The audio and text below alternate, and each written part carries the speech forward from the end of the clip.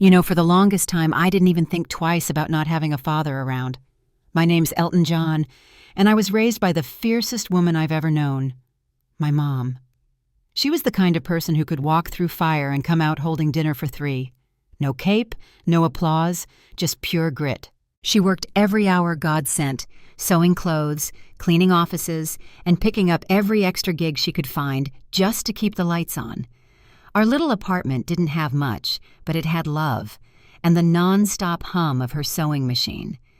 That sound became my lullaby, echoing through the paper-thin walls as I drifted off to sleep every night. By the time I was 7, I was already doing dishes, folding laundry, even trying to cook a few meals here and there, not because anyone made me, but because I wanted to help. Mom always said, "Elton, don't wait on the world to do you any favors. You take care of yourself or nobody will." Those words, they stuck, like duct tape to your soul. Now, don't get me wrong, I wasn't some kind of child genius or anything. But there was one thing that lit a fire in me from the moment I saw it: computers. Our school had this tiny lab of secondhand PCs. Most kids were playing silly little games. Me? I was digging into settings, trying to figure out how it all worked. I stayed after school so often that one day, Mr. Johnson, the IT teacher, caught me mid-installation of some janky video editing software I found online. "What are you up to, Elton?" he asked, raising an eyebrow like he was about to scold me. I panicked. "Just trying to learn video editing," I stammered, fully expecting to be sent to detention. But Mr. Johnson just chuckled. "Well then, let me show you how it's really done." That man changed my life. Twice a week, he'd stay after school and walk me through everything from simple cuts to advanced visual effects. I'd run home, fired up, and practice on our ancient desktop that sounded like a lawnmower with asthma. By the time high school graduation rolled around, I had skills. Real skills. But dreams? Well, college was a nice fantasy. We couldn't afford rent some months. Tuition was out of the question. So the day after graduation, I walked into WKLP, the local TV station. I didn't have a suit or any connections, just a resume I printed at the library and a stubborn streak a mile wide. The receptionist looked me up and down like I'd just asked for directions to Mars, but she pointed me to the HR office anyway. 3 interviews and 1 editing test later, I was officially an assistant video editor. Was the pay bad? Oh, absolutely. But I was in. And once I got my foot in the door, I ran with it. Weekdays at the station, weekends freelancing for weddings, local events, you name it. Every penny I saved went into my someday fund. I didn't know exactly what someday looked like, but I was chasing it hard. Then, on a random Saturday night, my world tilted. That Saturday, my friends Lisa and Carlos dragged me to a house party. I wasn't in the mood. My idea of fun was finishing a freelance edit and maybe treating myself to a greasy burger. But they wouldn't take no for an answer. And honestly, I'm glad they didn't. The house was packed, music pulsing through the walls, strangers spilling out onto the porch. I hovered near the kitchen, nursing a soda, wondering how long I had to stay before I could make a graceful exit.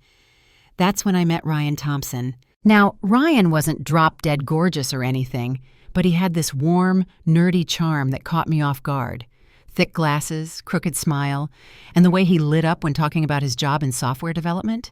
Yeah, it got to me. He asked for my number before the night ended, and for once, I didn't overthink it. I just handed it over and walked away with butterflies doing cartwheels in my stomach. We started dating, and it was nice, simple, sweet. He wasn't flashy or intense. He remembered things I said, brought me snacks during late edits, and laughed at my dumb jokes. It felt safe, steady, like maybe this was what grown-up love looked like. So when he proposed one night after a movie, I said yes. It wasn't fireworks or a grand gesture, just a quiet moment on a street corner, his hands trembling as he pulled out a ring. And honestly, it felt right. The wedding was small, beautiful, filled with mismatched chairs and heartwarming chaos. My mom cried the entire ceremony. Ryan's parents, Linda and Robert, were surprisingly welcoming, considering their wealth. I'd expected cold smiles and judgmental glances, but they wrapped me in warm hugs and genuine kindness. Our first couple of years were good. Not perfect, but good. We had a cozy apartment, both working full-time, me still grinding at the TV station, him climbing the ladder at his tech firm. We took weekend trips, tried new foods, laughed over silly TV shows. It was more than I'd ever dreamed of having. But slowly, almost imperceptibly, things began to shift. It started small. Ryan would roll his eyes when I talked about work, like my job was a hobby instead of a career. He'd sigh when I showed him a new editing trick I'd learned. Then came the excuses, work events he didn't invite me to. "You wouldn't enjoy it," he'd say. "Just a bunch of tech talk." At first I brushed it off, but one night I overheard him on the phone. "Yeah, just me tonight. You know how it is. Elton's not really into these things." I stood frozen in the hallway, my heart pounding. Not into these things? He never even asked. Later that night, I confronted him. "Why don't you want me at your work events anymore?" He looked at me like I was being dramatic. "It's not like that. I don't want you to feel out of place. Sometimes you struggle to keep up with the conversations, you know?" It felt like a slap, like he'd ripped open every insecurity I'd ever tried to bury. But instead of yelling, I decided to fight back differently. If I wasn't good enough for his world, then I'd level up. I enrolled in night classes at the local community college, information technology. Yeah, it was exhausting. I was juggling work, classes, and a crumbling marriage. But I was done letting someone else define my worth. Still, no matter how hard I worked, Ryan only pulled further away. The man I married was vanishing, replaced by someone cold, dismissive, and distant. Then came the night that broke it all. I came home late from class that night, tired but proud. I'd aced a big test, and for once I felt like I was getting somewhere, like all the sleepless nights were finally worth it. Ryan was sitting in the living room, a glass of whiskey in hand. He didn't even look at me. "Where have you been?" he asked flatly. "Class," I said, still catching my breath. "I told you I had that test tonight." He scoffed and took another sip. "You're a fool, Elton. A joke. No amount of schooling is going to fix that." His words knocked the air out of me. Before I could respond, I heard a gasp behind me. Linda and Robert had walked in just in time to hear their son spit poison. Linda stepped forward, her voice sharp with disbelief. "How dare you talk to your husband like that?" Robert wasn't far behind, his face red with fury. "We raised you better, Ryan." Embarrassed?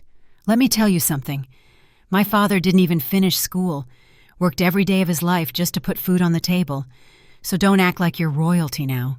For a moment I thought maybe Ryan would break, apologize or explain. But no, he just doubled down. "I'll act how I want," he said coolly. "This is my marriage, my life." After they left, Ryan started disappearing more often. Weekend trips with friends, nights out he didn't explain. I filled the silence with work and school, anything to keep from falling apart. Then my mom got sick, cancer, the aggressive kind. Within months, she was gone. I was shattered. The one person who always believed in me was just gone. And Ryan? He offered nothing but awkward pats on the back and the occasional "hang in there." No warmth, no comfort. In my grief, I found myself drawn to Linda more and more. She'd call to check on me, invite me over, make me tea. She just listened. It was the kind of motherly presence I was aching for. Ryan didn't like it. One night, after I'd spent the afternoon at his parents' house, he exploded. "Why are you always over there? You trying to turn them against me?" I was stunned. "No, Ryan, I needed someone." I cried myself to sleep that night. Then, not long after, I started feeling off, exhausted, nauseous in the mornings. I figured it was just stress, grief.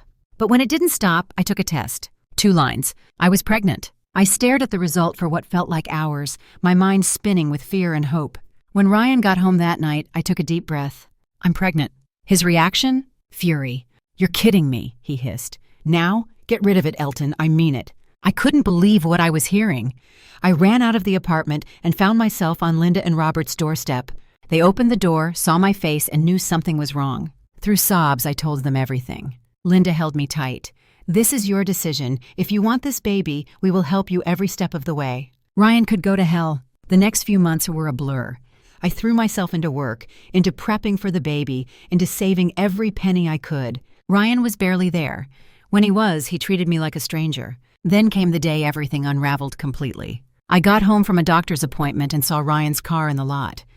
Strange. He should have been at work. I walked up the stairs, unlocked the door, and heard his voice. "I'll be down in a minute, babe. Just grabbing my bag." I froze. Then I followed the sound to find him packing a suitcase. "Where are you going? Who are you talking to?" He didn't answer, just pushed past me and headed to the parking lot. And that's when I saw her. blonde, tall, heavily pregnant, sitting in the passenger seat of Ryan's car. She got out, walked right up to me and said, "So you must be Elton. I'm Melissa, Ryan's girlfriend." I couldn't speak. Melissa smiled, all fake sweetness. "Look, I fought for my happiness. You've already lost." I turned to Ryan. "Is this true?" He nodded. No shame, no regret. "I never loved you," he said. "You were just convenient, a placeholder." And with that, he got in the car and drove off, with her. I crumpled in the parking lot, sobbing. My world had just shattered into pieces I couldn't even name. After Ryan drove away with Melissa, I sat there in the parking lot for what felt like forever. Eventually, my fingers remembered how to move. I dialed Linda. When she answered, I didn't even get words out, just broken sobs. They came over that night? When she saw my face, Linda didn't say a word. She just hugged me like I was her own child. Robert didn't even sit down.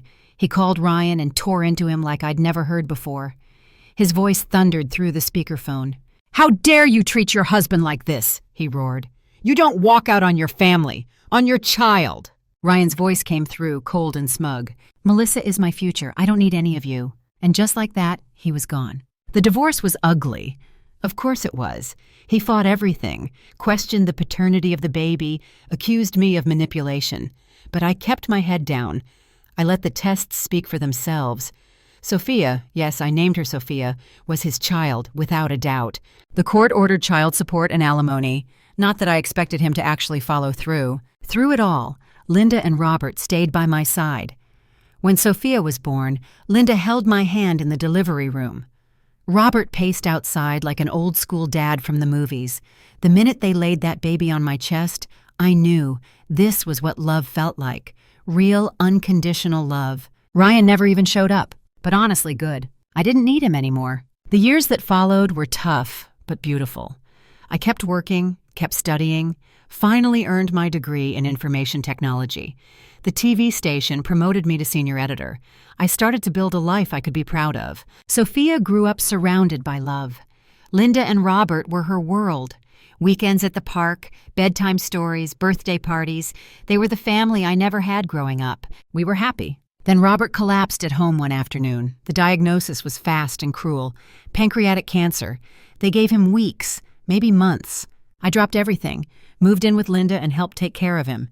I owed him that, and more. He passed away 3 months later. At the funeral, I stood between Linda and Sophia, holding their hands.